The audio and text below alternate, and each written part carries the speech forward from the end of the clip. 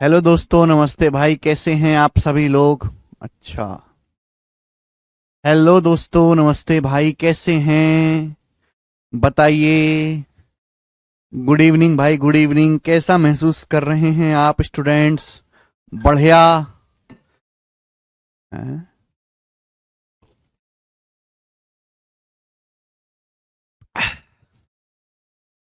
कैसा महसूस कर रहे हैं स्टूडेंट्स? तो चलिए मेरे दोस्तों, हमने आपको पढ़ाया है third proportional, mean proportional, fourth proportional कैसे निकालते हैं।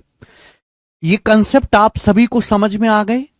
इस पर बेस्ड जितने भी प्री के क्वेश्चंस हैं वो मैंने आपको सारे करवा दिए हैं, है ना। Third proportional, mean proportional, fourth proportional, इस पे जितने भी बेस सवाल हैं वो मैंने आपको सारे करवा दिए।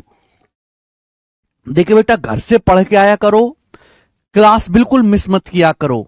अगर आप कंसेप्ट वाली क्लास मिस कर दोगे तो जिस क्लास में प्रैक्टिस होती है, क्वेश्चंस होते हैं, उसको समझने में परेशानी होगी। कंसेप्ट वाली क्लास तो बिल्कुल भी मिस मत किया करो। चलिए मेरे स्टूडेंट, शुरू करते हैं मेरे प्यारे बच्चों आज की कहानी। लास्ट कंसेप्ट मैं आपको सिखाऊंगा प्रोपोर्शनलिटी पे, लास्ट क्वेश्चन। और एक गजब का कंसेप्ट है, गजब की ट्रिक है।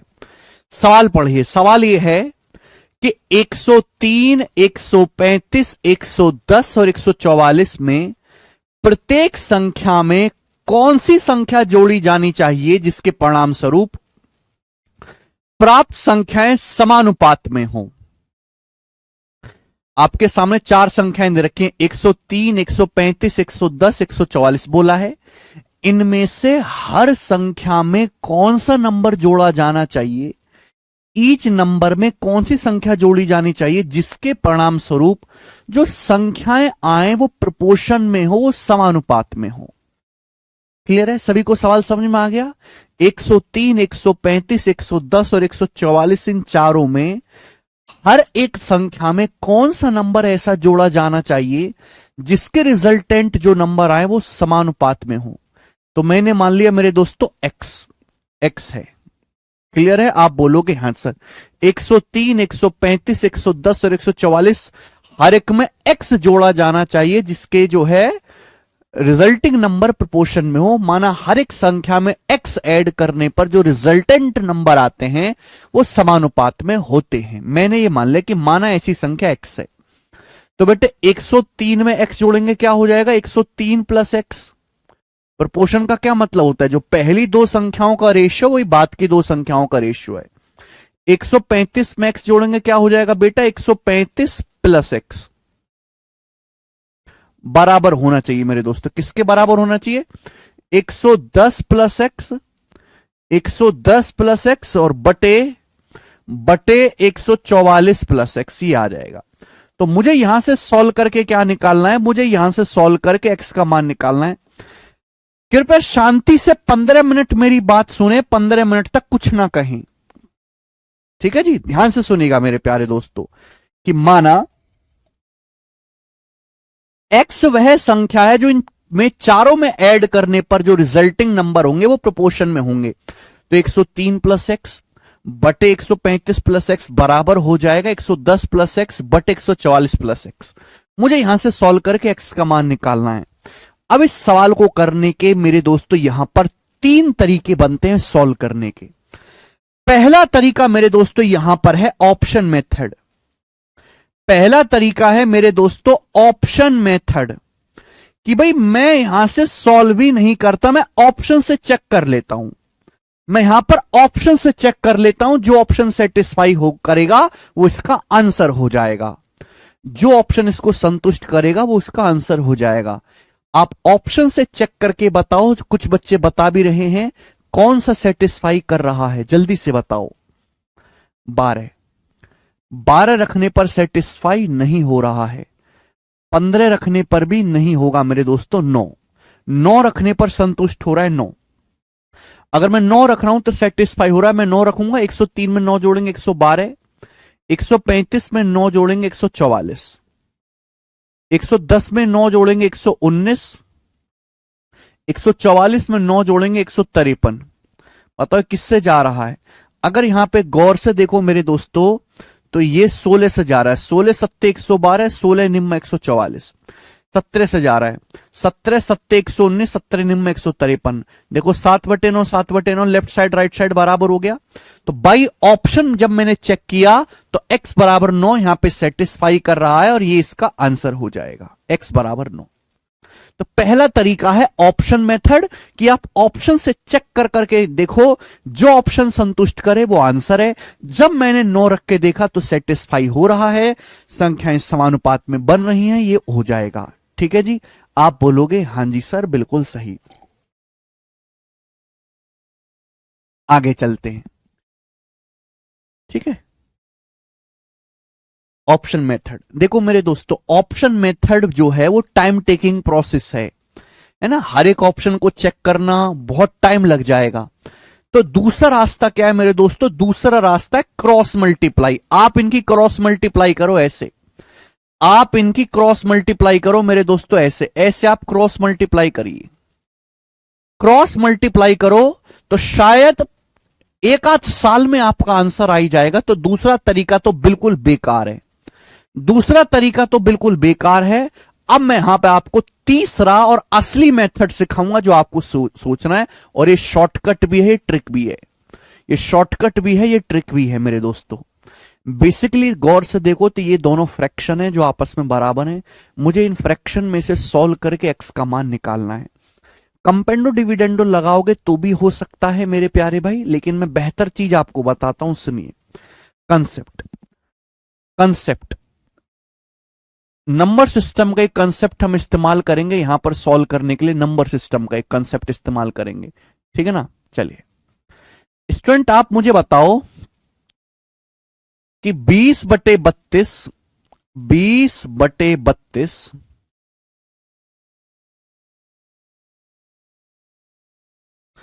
20/32 और कितना ले लेते हैं भैया,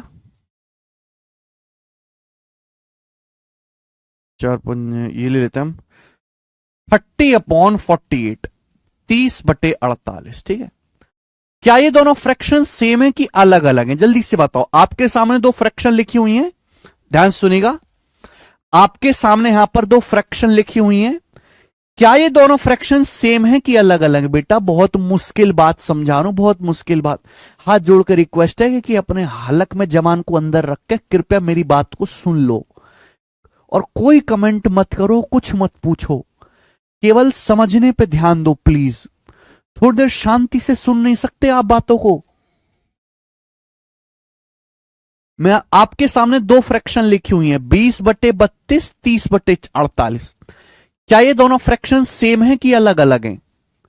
क्या ये दोनों फ्रैक्शन सेम है कि अलग अलग है? बिल्कुल सही, सेम है, दोनों सेम है। अगर इसको 4 से काटोगे, 4 से तो 20 5 बार चला जाएगा, 32 चला जाएगा 8 बार, 5/8। यहां पे काटोगे किससे, 6 से, तो 6 पंजे 30, 6 48, ये भी 5/8 हो जाएगा। तो दोनों ही फ्रैक्शन सेम है, 5/8, 5/8, दोनों फ्रैक्शन सेम है। इन दोनों फ्रैक्शन का मान सेम है, ये भी 5/8 है, ये भी 5/8 है, लेकिन लेकिन लेकिन लेकिन दोनों का अंश अलग अलग है, दोनों का अंश अलग अलग है, दोनों का हर अलग अलग है, फ्रैक्शन सेम है। देखो अंश बटे हर सेम है मेरे दोस्तों, फ्रैक्शन का मान सेम है, लेकिन अंश अलग अलग लिखा हुआ है, दोनों का हर अलग अलग लिखा हुआ है। न्यूमरेटर अलग अलग लिखा हुआ है, डिनोमिनेटर अलग अलग लिखा हुआ है, लेकिन फ्रैक्शन का मान दोनों का सेम है। ये भी 5/8 है, ये भी 5/8 है। अब एक यहां से कंसेप्ट देखना मेरे प्यारे भैया, ऐसा तरीका मैं आपको सिखाता हूं, मजा आ जाएगा, ध्यान से सुनिएगा। आप मुझे बताओ कि यहां 20 और 32 में, यहां अंश और हर में गैप कितने का? यहां 20 और 32 के बीच में 12 का गैप है। कितने का गैप है? 12 का गैप है, 12 का। यहां 30 और 48 के बीच में कितने का गैप है? 18 का। या 30 अंश और हर में कितने का गैप है? 48 का, 18 का। 30 और 48 के बीच में 18 का गैप है। अगर मैं इस डिफरेंस को सेम बना दूं, अगर मैं डिफरेंस को सेम बना दूं, सोचो, यहां 20-32 के बीच में 12 का गैप है, यहां 30-48 के बीच में कितने का डिफरेंस है? 18 का डिफरेंस है। अगर मैं इस डिफरेंस को सेम बना दूं, 12 और 18 का एलसीएम क्या होता है? 36। 12 और 18 का एलसीएम क्या होता है? 36। अगर मैं अंश और हर का जो बीच का डिफरेंस है उस डिफरेंस को सेम बना दूं, 20-32 के बीच में 12 का डिफरेंस है, 30-48 के बीच में 18 का डिफरेंस है, 12 और 18 दोनों का जो एलसीएम होता है मेरे दोस्तों 36 होता है। अगर मैं डिफरेंस को सेम बना दूं तो देखो क्या होगा, ध्यान सुनेगा। यहां 12 का गैप है, 20-32 के बीच में 12 का गैप है। 36 बनाने के लिए ऊपर नीचे किससे गुणा करनी पड़ेगी? 3 से। गैप को 36 बनाना है, किससे गुणा करनी पड़ेगी? ऊपर नीचे 3 से गुणा करनी पड़ेगी। यहां गैप कितने का है मेरे दोस्तों? यहां 30 और 48 में 18 का गैप है। 18 को 36 बनाने के लिए किससे गुणा करनी पड़ेगी? 18 को 36 बनाने के लिए ऊपर नीचे 2 से गुणा करनी पड़ेगी। किससे गुणा करनी पड़ेगी? 2 से मल्टीप्लाई करनी पड़ेगी, 2 से।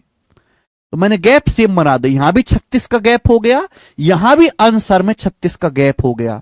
लेकिन बेटे जरा गौर से देखो, गौर से, अंश सेम बन गया। यहां 20 या 60, यहां 30 दूनी 60, अंश आपस में सेम हो गया। अंश की जो वैल्यू है बेटे वो आपस में सेम होगी, देखो बराबर। ये अंश अंश सेम हो गया, 20 या 60, 30 दूनी 60, हर आपस में सेम हो गया। 32 या 96, 48 दूनी 96, 32 या 96, चाहे 32 या 96 करो, चाहे 48 दूनी 96 करो। यानी कि आपने एक चीज ऑब्जर्व करी कि अगर दो फ्रैक्शन सेम हैं, अगर दो फ्रैक्शन सेम है, दो अंश सेम हैं, दो फ्रैक्शन सेम है, दो भिन्न अगर बराबर हैं, अगर उनके गैप को, उनके डिफरेंस को सेम कर दिया जाए ना, अंश और हर के डिफरेंस को बराबर कर दिया जाए, तो न्यूमरेटर आपस में इक्वल हो जाएगा, डिनोमिनेटर आपस में इक्वल हो जाएगा। यहां 12 का गैप था, 18 गैप था, 12-18 कैल्शियम 36, 36 बनाने के लिए ऊपर नीचे 3 से गुणा कर दी, यहां 36 बनाने के लिए ऊपर नीचे 2 से गुणा कर दी। देखो ये भी 60 हो गया, इसका भी अंश 60 हो गया, इसका हर 96 हो गया, इसका भी डिनोमिनेटर 48 दूनी 96 हो गया, अंश अंश के बराबर हो गया, हर हर के बराबर हो गया। ये बहुत छोटा सा कंसेप्ट है, ये बहुत छोटा सा कंसेप्ट है। अगर इस कंसेप्ट को मैं यहां पर इस्तेमाल कर दूं तो देखो क्या बात बन सकती है, यहां पर इस्तेमाल कर दूं तो क्या बात बन सकती है? सोचो सोचो सोचो, आप मुझे बताओ। यहां 103 और 135 के बीच में कितने गैप है? 103 और 135 के बीच में 32 का गैप है, 32 का। 103 और 135 के बीच में 32 का गैप है। यहां बताओ 110 और 144 के बीच में कितने गैप है? 110 और 144 के बीच में 34 का गैप है। 110 और 144 के बीच में कितने का गैप है? 34 का गैप है, 34 का। क्लियर है? आप बोलोगे हां जी सर।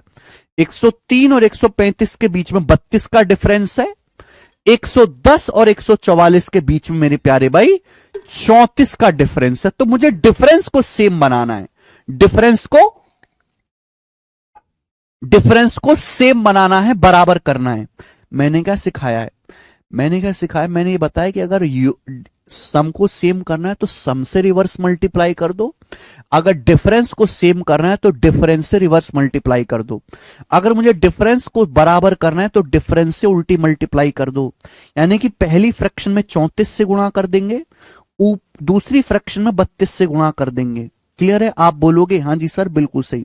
अगर मुझे डिफरेंस को सेम करना है तो डिफरेंस से उल्टी मल्टीप्लाई कर दो, सम को सेम करना है सम से उल्टी मल्टीप्लाई कर दो। पहली फ्रैक्शन में अगर मैं 34 से गुणा कर दूं, दूसरी में 32 से गुणा कर दूं, तो अंश अंश बराबर हो जाएगा, हर हर बराबर हो जाएगा। देखो या तो मैं अंश से कैलकुलेशन कर लूंगा या मैं हर से कैलकुलेशन कर लूंगा। पहली फ्रैक्शन में किससे गुणा कर दीजिए मेरे दोस्तों? 34 से।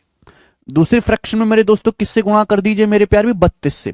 32 से मल्टीप्लाई कर दीजिए 32 से। बताओ, अंश अंश सेम हो गया मेरे दोस्तों। अब यहां पे अंश जो है वो आपस में बराबर है। चाहे तो मैं कैलकुलेशन हर से भी कर सकता था पर जरूरत नहीं है। अभी देखो बराबर जब मैं करूंगा 34 32 2 से कट जाएगा, ये 2 से कट जाएगा मेरे दोस्तों कितना? 17 बार 103 प्लस एक्स, यह 32 को 2 से काटेंगे कितना रह जाएगा? 16 16 110 प्लस एक्स। आप बोलोगे हां जी सर बिल्कुल सही, कोई भी परेशानी इसमें नहीं है। ठीक है मेरे प्यारे बच्चों, आप बोलोगे हां सर।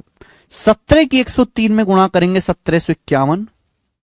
अभी 17 की 103 में गुणा करेंगे मेरे दोस्तों 17 गुणा 103, और 17 की एक्स में गुणा करेंगे प्लस 17 एक्स।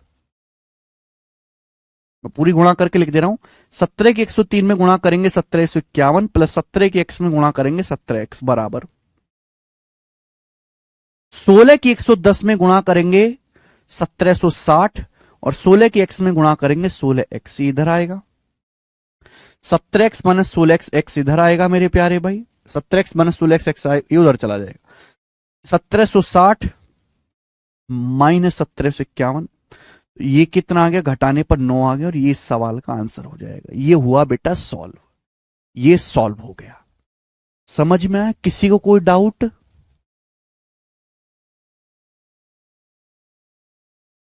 अरे भाई यार कैसे बालक हो यार, तुम लोग कैसे बालक हो, बिल्कुल दुखी कर देते हो यार तुम लोग। किसी बालक का ध्यान पढ़ने में है ही नहीं, फिर कहते हो सर हम बेरोजगार क्यों। अरे तुम्हारे लक्षण भूखे मरने लायक है, शुक्र मनाओ भगवान की थोड़ी कृपा है कि बेरोजगार हो। अरे थोड़ा, मैंने क्या कहा कि कुछ भी मत बोलो केवल सुनो। ये लंबा है, ये है, वो है, अरे हलक से कुछ भी मत बोलो केवल सुनो। अभी बात खत्म नहीं हुई है, बात शुरू हुई है अभी। ठीक है, तो मैंने आपको कंसेप्ट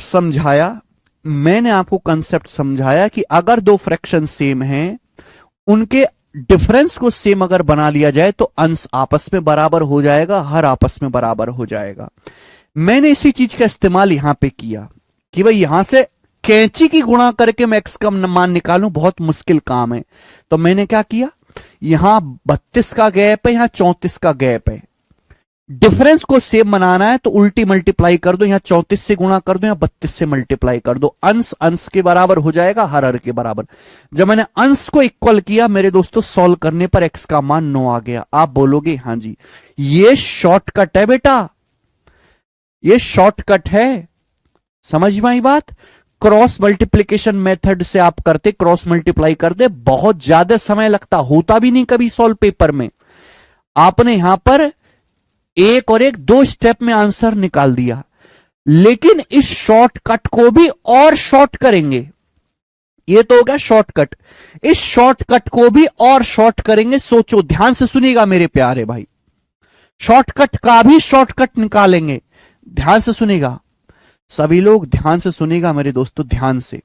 शॉर्टकट का भी शॉर्टकट निकालेंगे, ध्यान सुनेगा। चले, सवाल में बोला गया है कि वह संख्या कौन सी है जिसको 103, वह संख्या कौन सी है जिसको 103, 135, 110 और 144, इनमें प्रत्येक संख्या में जोड़ने पर संख्याएं समानुपात में हो जाएं। मुझे वो संख्या यानी कि x का मान निकालना है। ध्यान सुनेगा बेटा, मैं यही चीज करूंगा, गौर से देखेगा, गौर से देखेगा मेरे प्यारे भाई, मैं यही चीज करूंगा, यही स्टेप में करूंगा, लेकिन लिखने का तरीका मेरा बदल जाएगा। लिखूंगा शॉर्ट में, मैं करूंगा यही चीज पर लिखूंगा शॉर्ट में। ध्यान से सुनेगा, ध्यान से। बताओ, मैंने अंश का यानी पे गैप लिया था, अंश हर का गैप लिया था। बताओ 103 132 के बीच में, 103 135 के बीच में कितने गैप है? 32 का। 110 144 के बीच में कितने का गैप है? 34 का। 110 144 के बीच में कितने गैप है? 34 का। आप बोलोगे हां जी सर, 34 और 32 क्या ले लिया था हमने? 2 से काट लिया था, रेशियो ले लो। 32 और 44 का क्या ले लेंगे? रेशियो। 103 और 135 के बीच में कितने गैप है? 32 का। 110 144 के बीच में कितने गैप है? 34 का। इनका क्या ले लेंगे? रेशियो। 32 34 का रेशियो क्या आएगा? 16:17। 32 34 का रेशियो कितना आएगा? 16:17। आप बोलोगे हां सर रेशियो आ जाएगा 16:17। ठीक है ना? मैं केवल अंश से कैलकुलेशन कर रहा हूं। अंश मतलब पहला तीसरा, या तो मैं पहली तीसरी संख्या से कैलकुलेशन कर लूंगा या मैं दूसरी चौथी से कर लूंगा, या तो मैं पहली तीसरी से कर लूंगा, दूसरी चौथी से। पहली तीसरी मुझे पसंद है। 17 की 103 में गुणा करेंगे 1751। 17 की 103 में गुणा करेंगे 1751। आप बोलोगे हां सर। 16 की 110 में गुणा करेंगे 1760। देखो यही हुआ, 17 की 103 में गुणा 1751।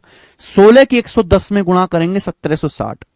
16 की 110 में गुणा करेंगे 1760। इनका क्या लेना है? गुणा करके, गुणा करके मुझे डिफरेंस लेना है। डिफरेंस ही लिया है। आप बोलोगे हां सर नीचे क्या आएगा बेटे? नीचे क्या आएगा? नीचे आएगा बेटा, देखो यहां पे 17x था, यहां 16x था। जब इधर आएगा, जब इधर आया तो 17 माइनस 16x हुआ। 17 माइनस 16 घटाएंगे तब आपका x आया है। नीचे क्या लेना है? नीचे आपको रेशियो का डिफरेंस लेना है। नीचे क्या लेना है? नीचे आपको रेशियो का डिफरेंस लेना है। 17 माइनस 16 1, 17 माइनस 16 नीचे क्या लेना? रेशियो का डिफरेंस। क्या आ गया? x का मान 9 आ गया। x का मान 9 आ गया बेटे, आ गया कि नहीं आ गया?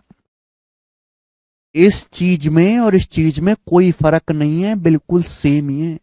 लेकिन ये चीज समझाने के लिए इसका बेसिक, ये जो बॉक्स के अंदर जो कैलकुलेशन लिखी है, इसका बेसिक समझाने के लिए मुझे आधे घंटे का टाइम लगा।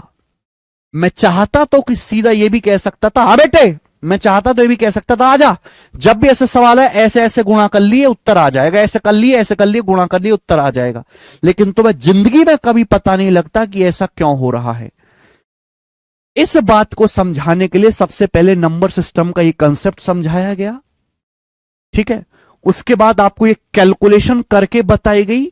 इस कैलकुलेशन को छोटा करके यहां पर लिखा गया है, छोटा करके। समझ में आया? क्लियर है? करना क्या है मेरे दोस्तों? 103 135 का डिफरेंस 32, 110 134 का डिफरेंस 140 का डिफरेंस 34, 32 34 का आप रेशियो ले लेंगे 16 17, 17 की गुणा 103 में 1751, 16 की गुणा 110 में 1760, इनका डिफरेंस।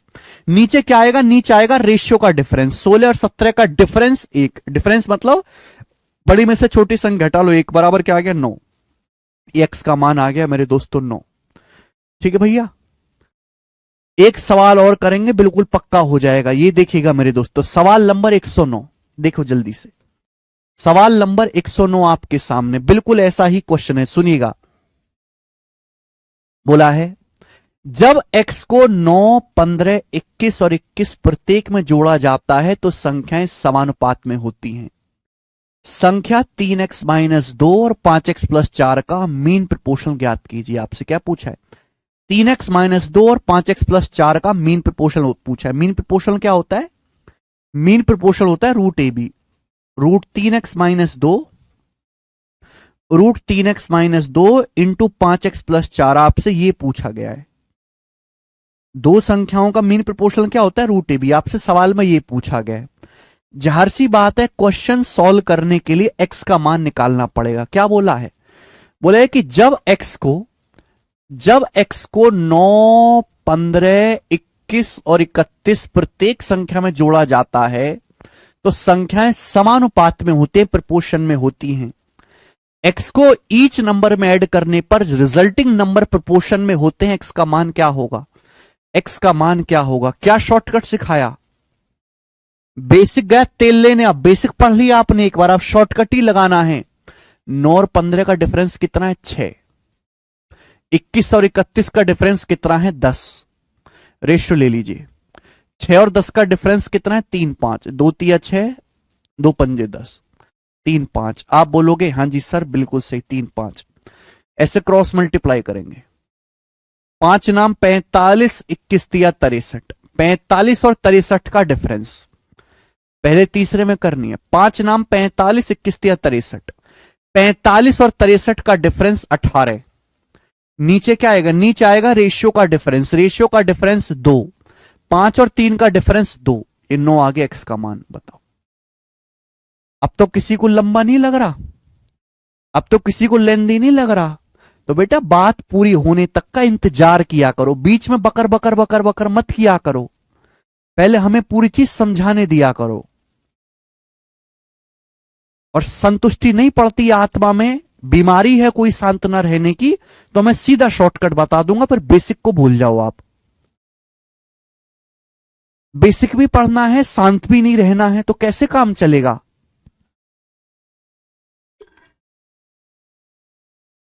क्या आ गया बेटा?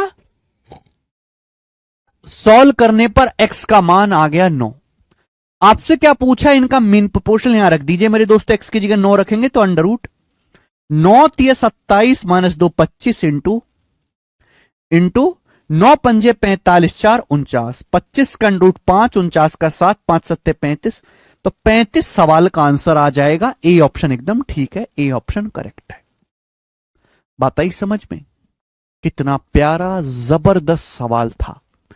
ये सारे सवाल थोक के भाव में पेपर में आ रखे हैं। थोक के भाव में अगला सवाल यह है कि यदि x को 23, 39, 32, 56 प्रत्येक में से घटाया जाता है तो संख्याएं समानुपात में होती हैं। x प्लस 4 और 3x प्लस 1 का बीच मीन प्रोपोर्शनल ज्ञात कीजिए। सवाल में पूछा क्या है? सवाल में पूछा x प्लस 4 और 3x प्लस 1 के बीच मीन प्रोपोर्शनल बताओ। मीन प्रोपोर्शनल x प्लस 4 और 3x प्लस 1 का जो मीन प्रोपोर्शनल होगा वो अंडर रूट ए बी होगा। देखो, या तो प्रत्येक संख्या में जोड़ा जाए या प्रत्येक में से घटाया जाए, कोई फर्क नहीं पड़ेगा, सेम प्रोसीजर है सॉल्व करने का। x को प्रत्येक संख्या में जोड़ा जाए या x को प्रत्येक संख्या में घटाया जाए, एक ही बात है, कोई फर्क नहीं पड़ेगा, सॉल्व करने का सेम प्रोसीजर है ना। अब बताओ मेरे दोस्तों, यानी कि ये क्वेश्चन सॉल्व करने के लिए पहले मुझे x का मान निकालना पड़ेगा, फिर x का मान यहां रखूंगा तब उत्तर आएगा। पहले मुझे x का मान निकालना पड़ेगा क्योंकि x प्लस 4 और 3x प्लस 1 का मीन प्रोपोर्शनल पूछा गया है। लेकिन जो थोड़े समझदार बालक हैं वो x का मान बिना सॉल्व करे डायरेक्ट हिट एंड ट्रायल से सोचेंगे। वो x का मान बिना सॉल्व करे सीधे हिट एंड ट्रायल से करने की कोशिश करेंगे। कैसे भाई? सवाल के आंसर क्या इंटीजर है? सवाल के आंसर क्या है? इंटीजर है, पूर्णांक, और बहुत बड़े आंसर तो है नहीं, छोटे छोटे आंसर है, यानी कि x का मान भी बहुत छोटा सा होगा। मैंने x का मान निकाला नहीं, मेरे पास टाइम भी नहीं निकालने का भाई, हिट एंड ट्रायल से निकालने की कोशिश करूंगा x का मान। देखो, बिना सॉल्व किए ध्यान से सुनो जरा आप भाई, सवाल के आंसर इंटीजर है, पूर्णांक, कोई आंसर अंडर रूट में तो है नहीं, ना ही आंसर कोई फ्रैक्शन में है, और सवाल के आंसर भी बहुत छोटे छोटे से, यानी कि x का मान भी बहुत छोटा सा होगा। और x का मान ऐसी संख्या होनी चाहिए, x का मान ऐसी संख्या होनी चाहिए कि मैं यहां पे रखूं और तुरंत अंडर रूट निकल जाए आसानी से। बताओ, x की मान ऐसी संख्या होनी चाहिए कि मैं यहां पे रखूं और